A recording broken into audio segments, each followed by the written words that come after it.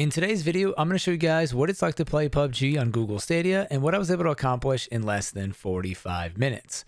All thanks to Stadia's 2-month free trial that is currently available online. If you want to try for yourself, I'll leave links and information down in the description box below. However, disclaimer here, I'm not sure how long this trial is going to last for, and remember, if you don't cancel after 2 months, you will be charged. For those not familiar with Stadia, I'm going to do a quick overview of the basics. Stadia is Google's console-less gaming service operated entirely by the cloud. The service allows you to stream games directly to your PC, TV, tablet, or phone. All you really need is a decent internet connection and an input device. You can purchase an official Stadia controller or use a third-party product like a mouse and keyboard, or an Xbox controller, which is what I use to hardwire to my PC. Right now, you can purchase the Stadia Premier Edition, which comes with a Chromecast Ultra and 3 months of Stadia Pro for $129.99 USD. Stadia Pro is the platform's subscription model and costs $9.99 USD a month. Pro is sort of like Game Pass on Xbox, but with way less games. In fact, currently there are only 9 free games available to play, and for informational purposes here, I think it's important to note that Stadia launch was sort of a flop by industry standards, but there are other games that can be purchased with a one-time fee, and I'm pretty sure there will be more free titles added in the future. Right now, one of the 9 games included in Pro and the free trial is PUBG, which currently just launched on the platform and is the reason why I'm making this video today. I'm a huge fan of PUBG, and I was very curious to see how this game would run on Stadia, and of course, I was interested to see how the service worked in general. So with all that being said, let me show you guys how I was able to go from literally Googling Stadia free trial to celebrating a chicken dinner in less than 45 minutes.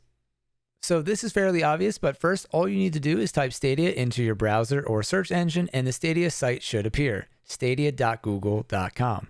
As I mentioned in the beginning of the video, right now there is a 2-month free trial, and that is being promoted on the front page. So to try it out, click on Try Now. You'll be asked to log in with your Google account and then confirm it. I was confused here for a second because I thought I needed an invite code, but you don't, just hit confirm. Next, select a cool avatar, I'm a giraffe, and create your Stadia username. Then after, there are a bunch of questions about your privacy settings. I wanted to keep mine fairly private, so I made most of them for friends or for friends of friends only, and left friend requests available for all players. Lastly, like most free trials, Google does require you to insert a credit card to finish the registration. Companies do this so that if you forget to cancel, you will be charged for the service. $10 isn't too bad if you forget, but I always recommend setting a reminder or an alarm on your phone just so that you know when the trial is coming to an end. And then that's it. You claim PUBG, hit play, and it immediately loads up in your browser. What's interesting about PUBG Stadia is that it launched with crossplay functionality between Xbox and PlayStation 4 if you're using a controller, and is advertised as offering 1080 gameplay with 60 frames per second. Right now, even with the best console hardware, PUBG's frames are capped at 30 FPS, so this alone made me interested in trying it out. On top of that, Stadia's Pro/free trial version includes the latest Survivor Pass cold front, so you don't have to purchase it.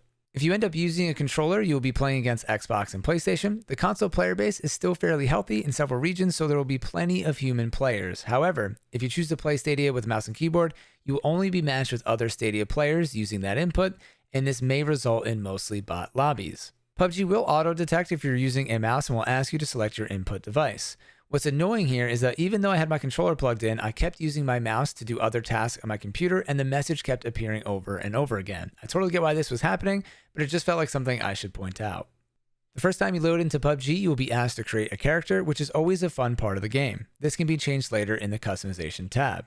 Before you play, I highly recommend browsing over the in-game controller settings. If you need help or are unfamiliar with PUBG's options, I have a full explanation video on my channel that I'll link above and also down in the description box below.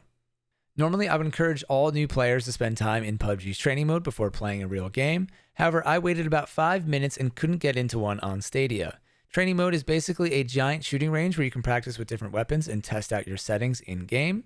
If you wait long enough, the training match should start whether there's enough people or not, but since I already know my settings, I decided to stop waiting.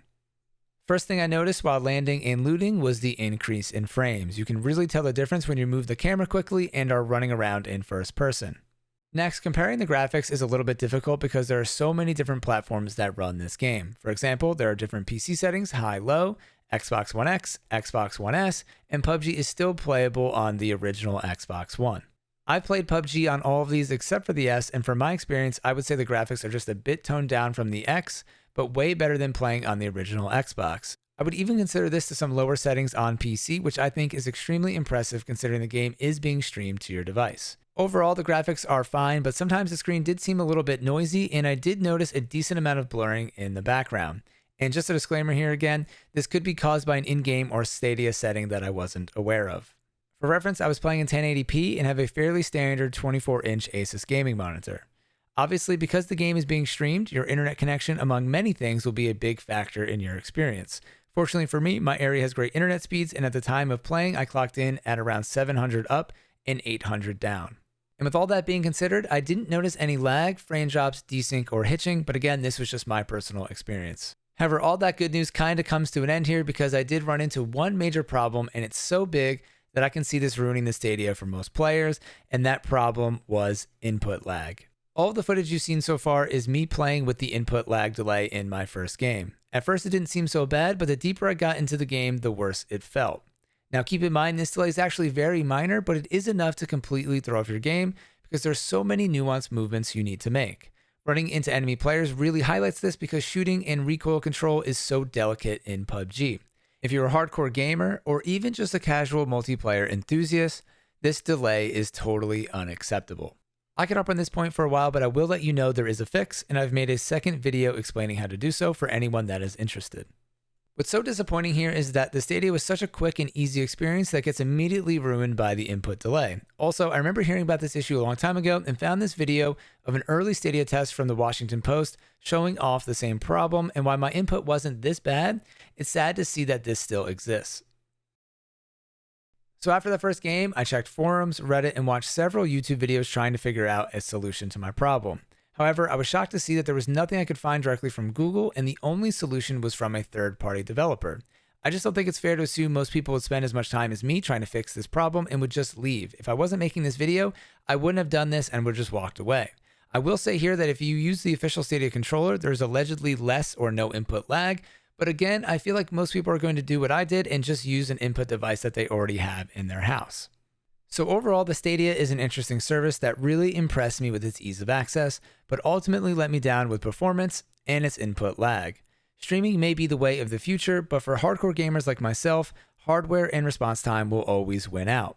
If you don't own a PC or console and are willing to tinker around with optimal settings or purchase an official Stadia controller, this is actually a great alternative into gaming. Additionally, there is something cool about the ability to play anywhere on almost any device, something which we'll be seeing more of in the future, especially with Xbox and their xCloud service. For me, I'll be waiting on Xbox's version and will stick to the hardware for now.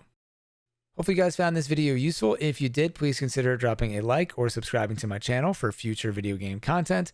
And as always, thank you all for watching. I'm Blitz5 and peace out.